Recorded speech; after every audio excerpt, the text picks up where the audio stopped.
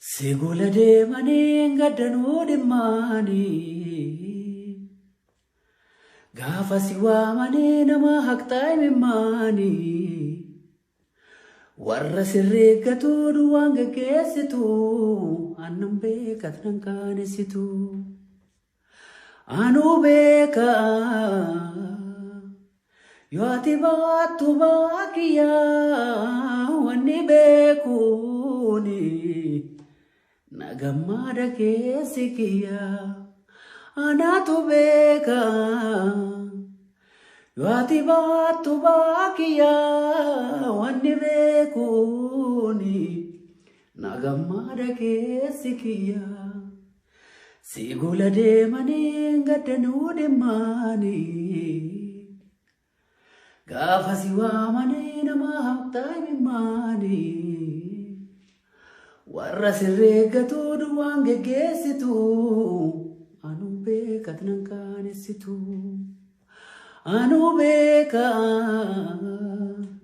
yoo ati baattu baakiyyaa wanni beekuuni nagammaada keessi kiyyaa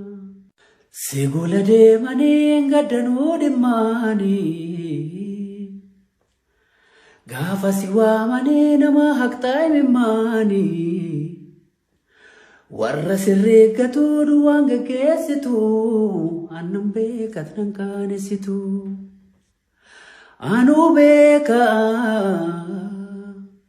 yoo ati baattu baakiyyaa wanni beekuuni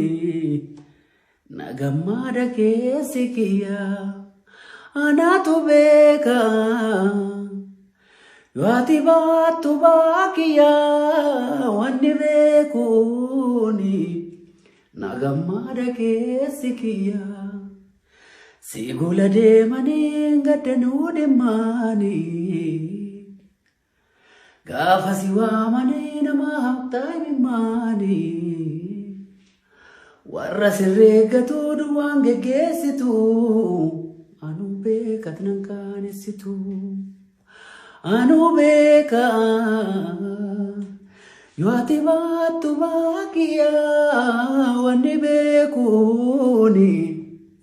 nagammaada keessi kiyyaa